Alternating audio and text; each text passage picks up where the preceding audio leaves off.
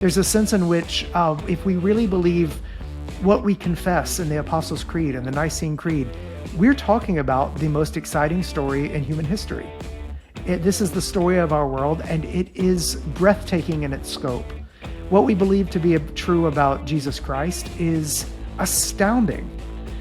The fact that we believe the same things to be true about Jesus Christ that people for 2,000 years have believed to be true about him unites us to people across time and space, to all confessing the same Jesus Christ as Lord. And so I want people to recover a sense of the adventure of Christian theology, the adventure of what it is that we believe to be true about Jesus, and to recognize that adventure is in discovering truths that we did not invent or make, but that if we submit to them, will remake us, will change us and transform us. Unapologetic from Premier Unbelievable. Welcome to Unapologetic, helping you to understand, defend and share your faith with confidence. I'm Ruth Jackson, and I'm delighted today to be joined by Trevin Wax, the author of numerous books, including his most recent one, The Thrill of Orthodoxy. Before we hear from Trevin, I just want to remind you to head over to our website, premierunbelievable.com, to find more shows, articles and resources. And if you register or sign up on our website, you can get yourself a free ebook. Trevin, before we take a deep dive into Orthodox theology, would you just share a little bit about yourself and what was your experience of God growing up? I grew up in a Christian home, a Christian family that believed it was very important for me to understand the basics of Christianity early on. And I'm very thankful for that.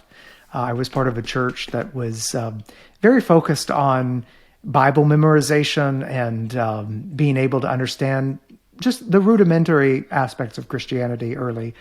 And so I came to a relationship with God and understanding a need for salvation early on as a child.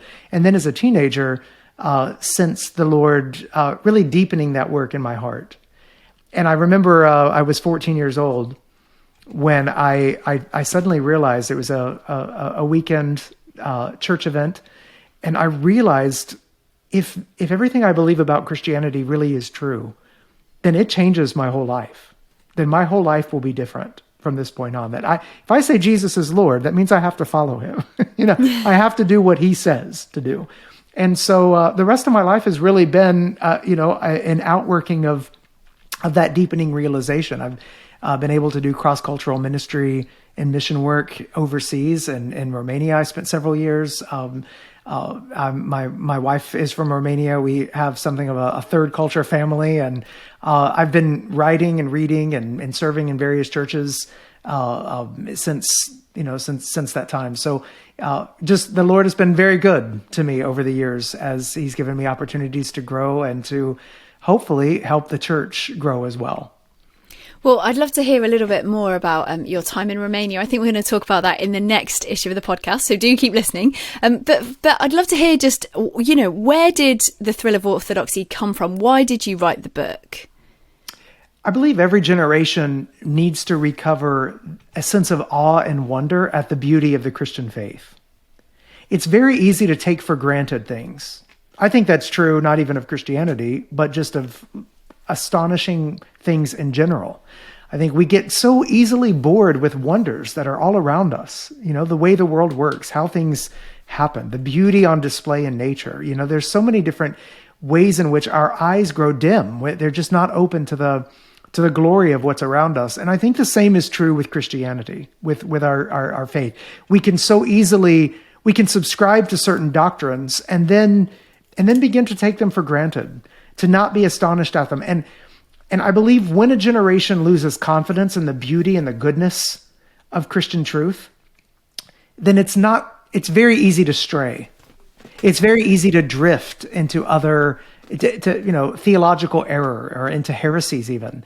And so one of the ways to do that, you can rail against heresies all day long, or you can recapture a sense of awe and wonder at the thrill of orthodoxy. And that's what this book is about. It's helping the church recognize that the beauty is not in the faddish, and the innovative doctrines that people would come up with to bring excitement and a jolt of excitement or enthusiasm to the Christian life, they're in those time-tested truths that the church has believed and that continue to endure. Now, some may argue that thrill and orthodoxy are not two words that you'd often expect to go in the same sentence. I mean, how would you respond to that? Because you clearly do think that orthodoxy is thrilling. I do think that a lot of people have the idea that theological truths or doctrines, orthodoxy, that's like a stuffy list of things you just have to adhere to, I guess. It's like getting excited about a math textbook or something, you know? And what I want to do is something similar. Some of my favorite writers, you know, people like C.S. Lewis, Dorothy Sayers, G.K. Chesterton.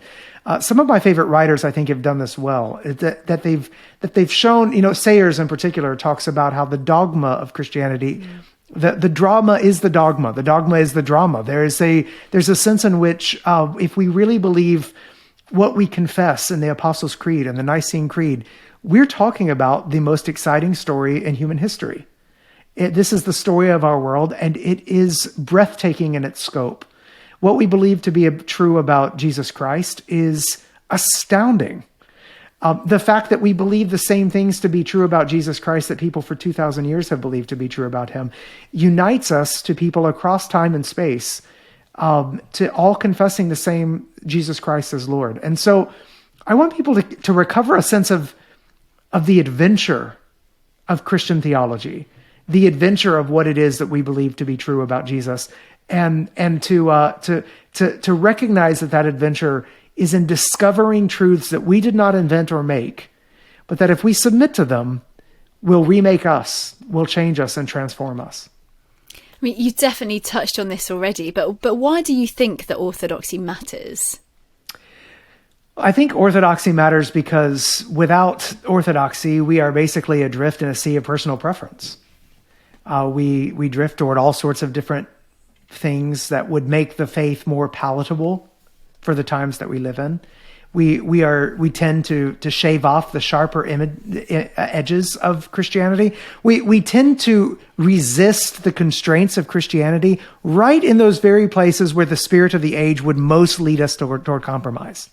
So without orthodoxy helps us recognize that we are, in Chesterton's line, we don't want to be a church that moves with the world. We want to be a church that moves the world. And orthodoxy helps us it provides the proper boundaries and guardrails so that we won't veer off into all sorts of heresies, but also so that we will have such an unlimited, indescribable room for freedom to flourish within those guardrails and parameters. I think that's why orthodoxy matters. It's not because orthodoxy is set against freedom. Orthodoxy provides the foundations and the limits and the constraints to provide us with maximum freedom. And I think that's where the adventure lies and why we should, again, be thrilled by the Christian truth. And I suppose from a kind of practical perspective, how do we maintain that orthodoxy? You know, not shaving off the edges, as you've said there, but also remaining kind of evangelistically focused when perhaps some of the orthodox views may put some non-Christians off. How do we kind of have that balance of articulating conservative theology, but in a kind of pastorally and evangelistically sensitive way, do you think? That's a great question. I do fear that there are different temptations that churches can fall into. There's the temptation of thinking, I call it being the faithful few, that basically we're the only ones that are left. Everyone else is compromised. If we can just maintain what we have, that will be success. Let's just all huddle up together. You lose the adventure of Christian orthodoxy when that takes place because you lose your missionary focus.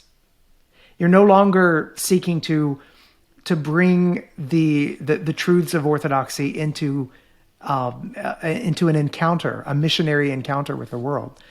On the other side, there are churches that believe that the only way that you're going to preserve the faith in the next generation is to be adapting it constantly. Mm. I call that the always adapting tendency. If we could just alter this or change this or adapt to this, we need Christianity for a modern era or whatnot. The problem there is that if you're constantly adapting Christianity, eventually you lose any Christianity to adapt. You lose the foundational elements of orthodoxy that have united the church throughout history and continue to unite the church around the world. We belong to a global people. The Christianity is going to rub up against different cultures in different places because it is a transcultural truth. It transcends the particular cultural aspects of one time and one place. And so we should expect Christianity to be countercultural and unpopular for different reasons in different places in the world.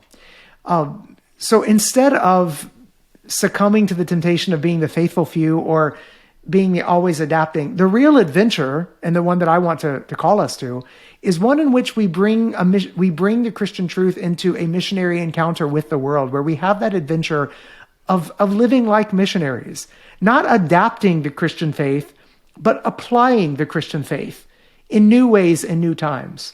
And there are all sorts of ways of articulating Christian truth in new ways and fresh expressions for the world that we live in, helping people see not only that we believe Christianity to be true, but that we believe it to be beautiful and good.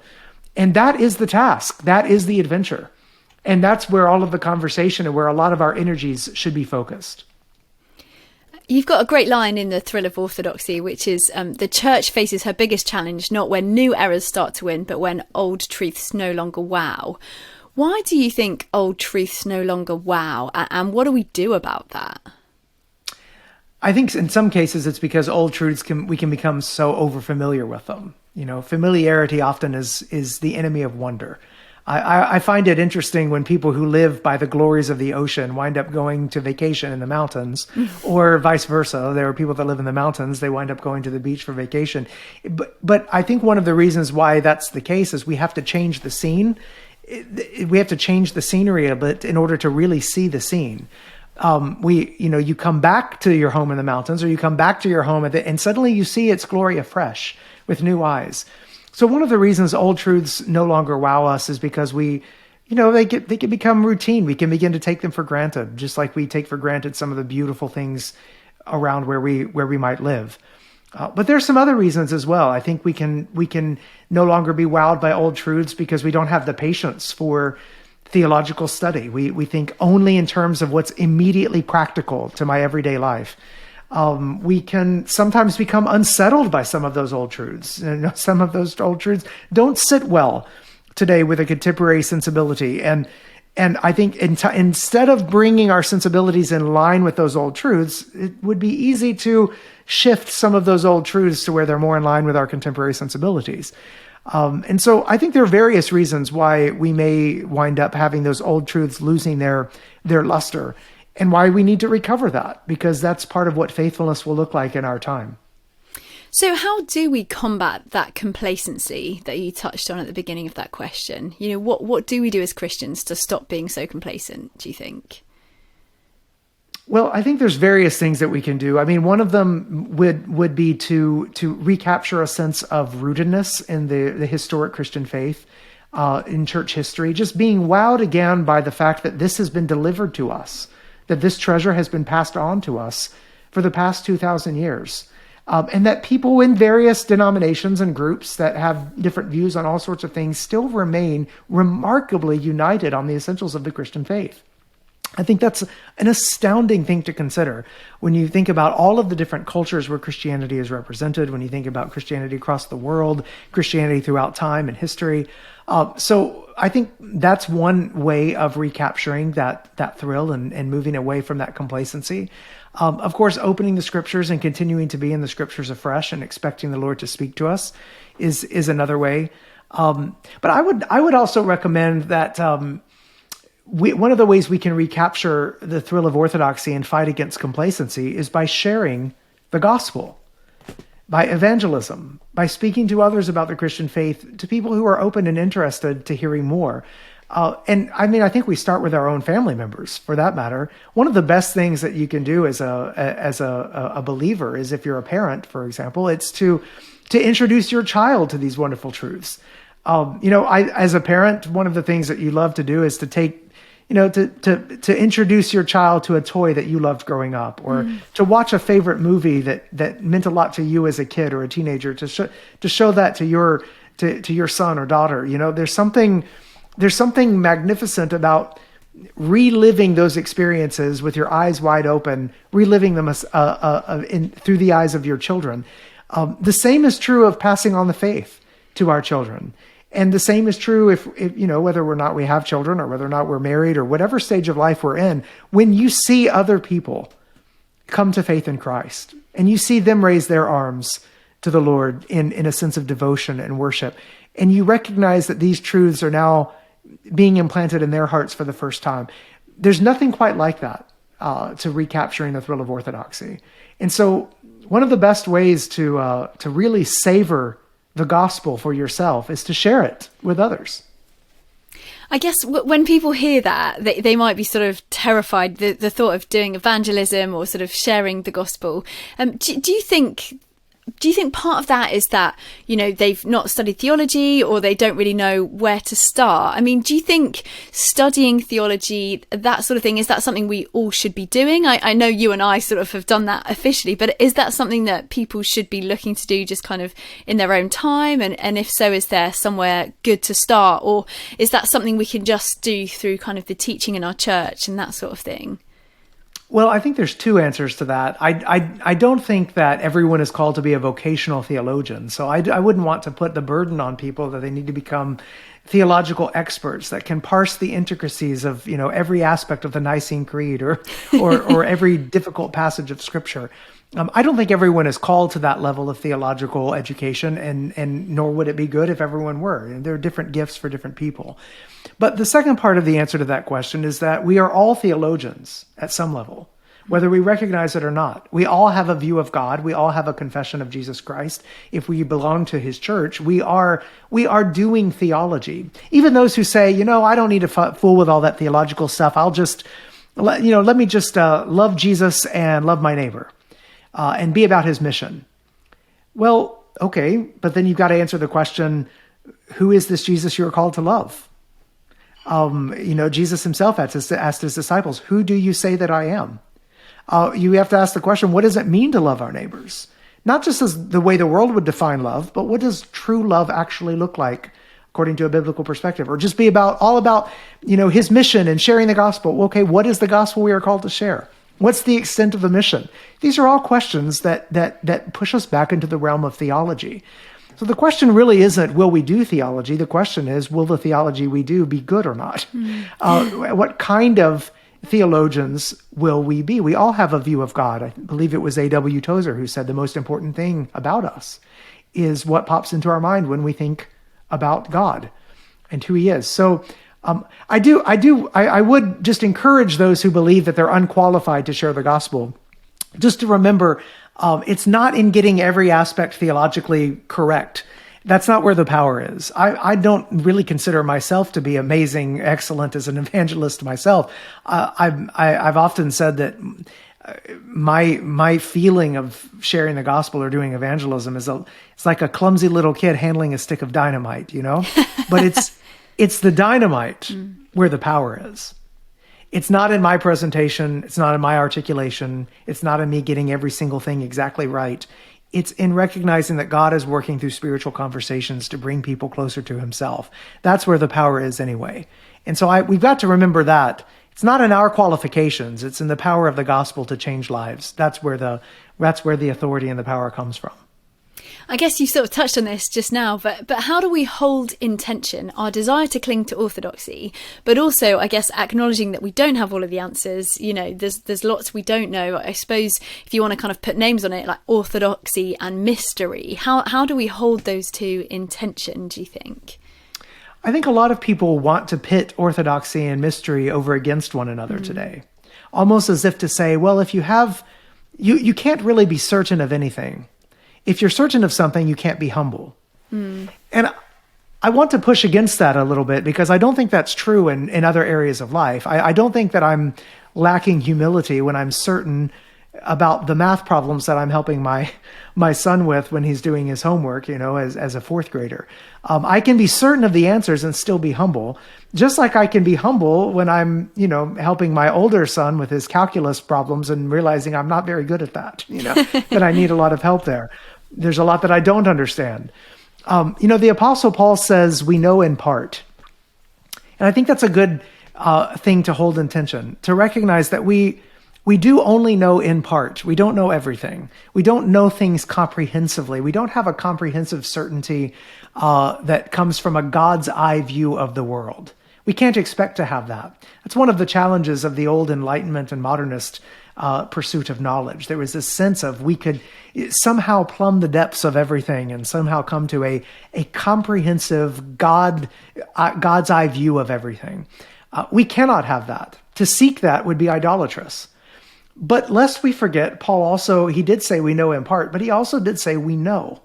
And so there's a sense in which our personal confidence in the goodness of the gospel, our personal sense of certainty in that is part of the definition of faith that we see in Hebrews.